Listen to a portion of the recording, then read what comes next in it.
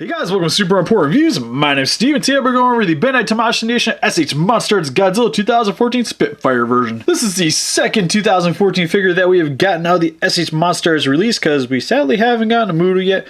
But I'm actually excited that they actually gave us a repaint of this figure, because this one actually comes with awesome effects pieces like his breath effect and a severed Muto head. Like, who doesn't want a severed Muto head?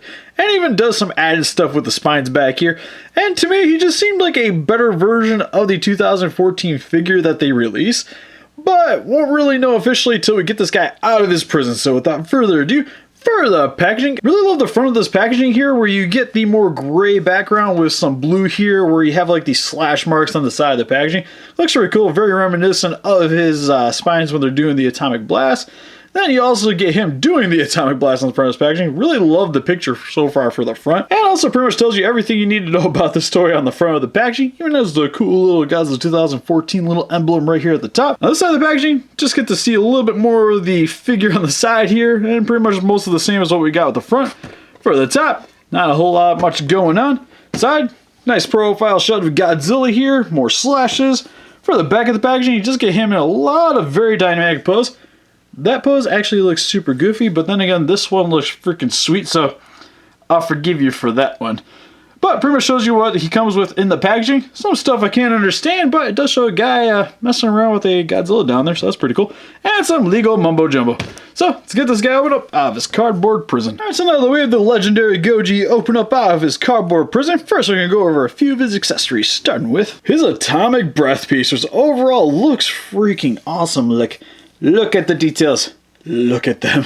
Because overall, it actually has a lot of varying tones here for the color scheme, where on the top here, you get this very nice, more of a metallic blue, like a very light blue. But on the bottom, it's actually partially see-through plastic here, and you also get a little bit more of a darker teal color coming in on the bottom here. So it helps to kind of replicate that overall weird blue fiery effect that they had from the film. You can see here, it kind of blooms out at the end here, which, I'm not sure how much I really like that little end piece. Like, I think I would just liked it if it would maybe tapered off. But then again, if they do actually release some Mutos, it would look kind of nice, kind of pressed up against them. So, actually, on second thought, I actually like this a lot now. But it's just kind of weird just looking at a stand by himself. But the colors do look really nice. Really like the flame textures of this overall. And also has a little spot here for the stand. Which, grabbing the stand real quick, which also looks freaking awesome. You get the Godzilla 2014 logo right here.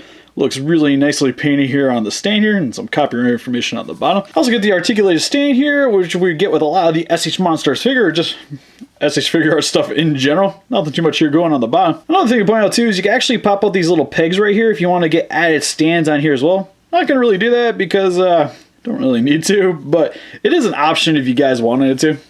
And then how you just get it on the stand here is, again, peg holes on the bottom here. Just insert it into the stand. And then, once you get it onto the stand, grabbing our SH MonsterArts Godzilla here, you just pretty much rest it inside of his mouth. And now you have him blowing his atomic blast, which actually looks really cool. I also really like how different this looks compared to a lot of the other Godzilla figures that I have, where their atomic breath pieces are pretty solid plastic bits and just look more like a beanball. This literally looks like it's just shooting fire out of his mouth like a dragon, which is awesome. It also really helps to... It really just helps to show off the dorsal spines here as well, because you get that nice blue coming up the tail here and then pretty much ejecting out of his mouth right here.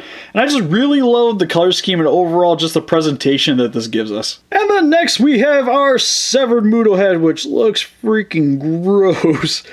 Well, overall, the details on this thing are amazing. Like, the inside of that mouth there looks really awesome, very bloody looking, because this is essentially pretty much what happened after we got our famous kiss of death scene, and this is before he does his, like, little mic drop thing on the ground.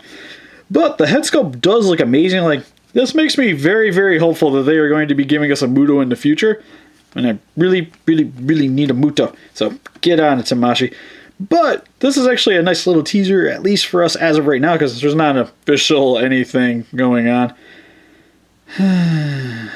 But still, the details are really nice. Really like the gray that they got going on here with some very glossy finish over top of it. Gives it this really nice shine.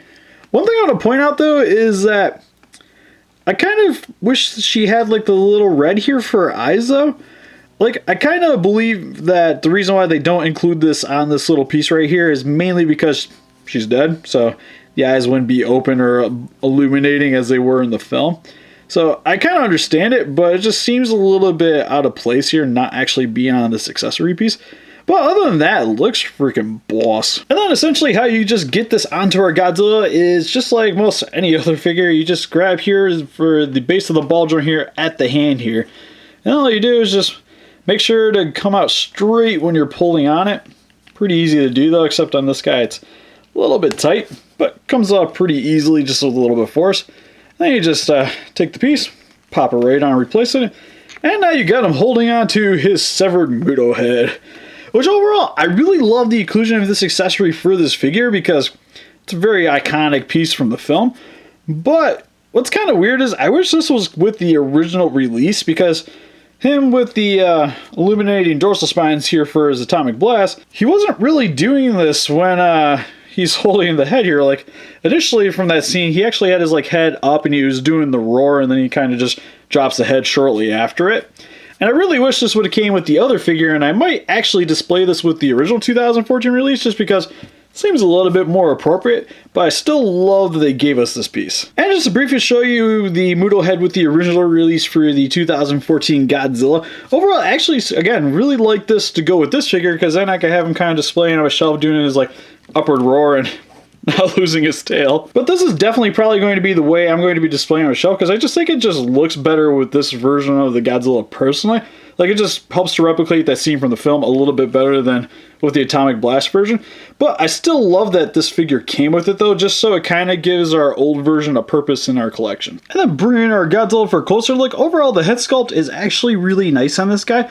Overall, love the molded details on him, looks fantastic. Overall, pretty much, if you guys haven't seen my original 2014 review, it's pretty much the same mold for the most part, except for just one big difference here on the back. We'll go over that in just a second. But one issue I have with this figure, sadly, is turning him slowly. You guys will notice that my Godzilla does have the derpy eyes, which is a little bit sad. But still, the eyes do look really good, painted very nicely, even though it's just kind of shifted. But the sculpt on the face is awesome. Like, even on the inside of the mouth here, where my tongue's a little crooked. Hi guys. Now he's got like puppy dog tongue. I will fix this eventually. You're Yumi. Alright, I think that's about as good as it's getting for this review as of right now. But the tongue is a little bit shifted on the inside of the mouth, which is kind of sad. But it still actually has a lot of very nice details here. We get the nice blood right here for the inside of the tongue. Actually has a decent amount of details here on the roof of the mouth as well. And just underneath the head too. Like, just the mold of sculpting here is fantastic. Even coming along the back here, we get the more reptilian, more crocodilian scales, because I know that was a big inspiration for the way his plates were looking, to kind of give it that more dragon look to it. And the same with his body here for the underbelly, looks very nice as well, where it has that nice kind of armored plated look. Not quite as hard scaly as the body, but still looks awesome.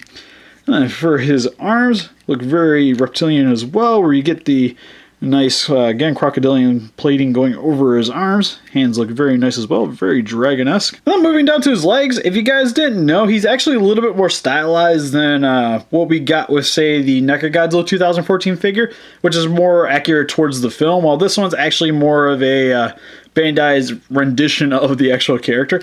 Like, the main weird thing you can tell is here with the feet, is they actually stick out a little bit, where they're actually more like toes, and not very reminiscent of what I used to like to call the elephant feet, which overall I actually still really like the look here. Kind of wish, again, they would have maybe went a little bit more closer to the movie, just because I would have loved a stupid articulated version of that character. But it does actually work really well, because then you don't have this guy competing with the NECA figure, because the NECA figure is a little more movie accurate, while this guy is actually just a better sculpted figure. But it's more stylized than what we got with that figure, so it's kind of like a little bit of give and take here. And then the main reason why we are picking up this figure is for his atomic blast plating, which overall look awesome. Really love this metallic blue that they got going on here, where it's coming off the spines here, and then it also bleeds onto the back here, which is supposed to help replicate the spines actually glowing, which I really actually like. Initially when I got him out of the packaging, it seemed like it was a wee bit excessive, because especially looking at it from the back, that is a lot of blue. But then again, You imagine like when they were doing the film and the scenes, it's very dark, so when his spines are actually lighting up, it's actually giving off a crap ton of light. So that actually works to help replicate that very well. And what's also cool, grabbing one of my little lights here, is that the spines are actually translucent, which is awesome. I kind of want to see about getting a little light inside this guy and seeing how it actually works. But I sadly broke my little light that I was using with some of the other figures, so until I get that replaced, I'm gonna just have to run with this. But I love the added effect for that, and if you can actually get a light up in there, that would be freaking awesome. Especially if you could just turn it on. I kind of wish it would go up the tail, but it still works, and it's very suitable for this figure. It just helps to really just translate that overall effect that they're going with for the Atomic Blast. And it even comes down here very nicely for the tail here, in which it stops right about here at the last dorsal spine right here. But I really love the way the tail looks too here, where it has this really nice kind of segmented plated section, and then you got like the softer underbelly here on the tail. Looks really nice. Like the sculpt on this figure is just amazing. And I just really love the sculpt on this figure overall. Still, like with the original 2014, was definitely one of my more favorite Godzilla 2014 figures. And I'm pretty sure this figure is going to be up there as well in my collection. And then moving on to the articulation. His head can look up about yay far, which if you shift it a little bit, you can get it to pop in right under the little plastic piece here, so you get his head to move up a little bit more, but that's about as far up as you're getting. His head can look down about that far using all the joints in his neck. His head can look about that far to the left, and then shifting everything a little bit, can look about that far to the right. Accidentally popping on the head here, you can see here it's actually kind of translucent on the inside of it. That is sweet. Also at the mouth, his mouth can move down about that far. Can almost close, but on mine it closes about that far. And then you also can have a little bit of articulation here at the tongue. Grabbing my atomic breath piece, and you guys see me messing around with it, but there is a decent amount of play with that. The shoulders can go up about that far, down about that far, have a little bit of a wiggle to it, but not a whole lot. Arm can go up about that far without popping the joint out. Can go back about that far. Can also has a really nice bend here at the elbow. Can rotate all the way around at the elbow, and can also rotate all the way around. It also has a little bit of play here at the peg joint. And then his waist can bend down about that far, bend up about that far, which isn't really a whole heck of a lot, but he does actually have a decent rotation here at the waist. Also has a nice pivot here at the lower part of the waist. For his legs, can move out about that far, which is actually pretty crazy huge for these SH MonsterArts figures. Like, oh man. Can go in about that far, so I can go forward. Actually, I think it can rotate all the way around. Let's try it. Once you shift the tail, can rotate all the way around. Has a really nice bend here at the knee, which is really good. Also has a nice little bend here too, right underneath the calf here. Feet can also move back about that far, forward about that far. Has a really nice pivot, and can rotate about that far side to side. And then for his tail has a ton of ball joints right here, which stops right about here, which is actually pretty crazy for one of these figures. I really love the point here at the end of the tail too. But it does have a really nice play where it can go side to side pretty well. It can go up about that far and down about that far. So for this quick comparison, here we have the SH MonsterArts Spit Fire Godzilla next to the Movie Monsters Muto and the Bandai's Atomic Blast Godzilla. Roar. And for a quick discussion, here we have him with the NECA 12-inch long and 24-inch long Godzilla 2014. Which originally, with the original release, I would say that these two guys were definitely the better pickup, just because this guy is definitely more movie accurate and a lot cheaper than that release was, because this guy runs around $20 when the original one ran you somewhere around $70. And this guy also ran you around $70, which this guy's freaking huge, awesome, gorgeous, love the details and articulation, has sounds, and this guy was what I would consider to be the best articulated Godzilla figure.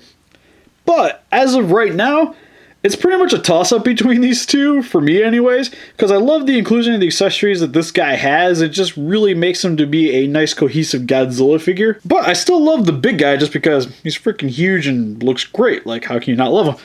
But with this guy now, he's a little bit obsolete in my collection as of right now for the smaller NECA 2014. And for some other SH MonsterArts figure, here we have him with the Batra Larva and the Gamera 96 from Gamera 2. Which I actually, with hearing some information pretty recently that they're actually trying to get King Kong over to Warner Brothers in order to do like a crossover with the 2014 Godzilla, which I think is an awesome idea.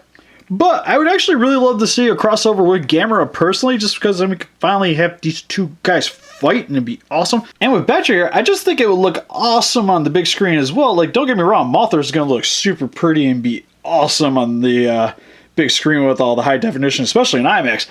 But I also think Batcher will just look freaking amazing on there as well. And it just looks a lot more menacing overall. And here's some Pacific Rim figures with the Hong Kong Brawl Gypsy Danger and Crimson Typhoon, which is also talks of this guy actually maybe doing a crossover with the Pacific Rim guys as well. Which, personally, I'm not sure how I feel about that one, because I would love to see Godzilla interact with these guys. But for that kind of universe, I just don't think Godzilla really fits in there as of right now. Like, I'm sure they could work it out and it'd be awesome. But I kind of just want to keep Pacific Rim as their own little thing right now. So overall, the Spit Fire Godzilla, I think he's an awesome addition to the SH MonsterArts line. I think he's a nice improvement over the 2014 Godzilla that we got originally, while also with his accessories not making him fully obsolete if you already own him, but you could actually have him displayed with the Muto head while you can have this one do his Atomic Blast.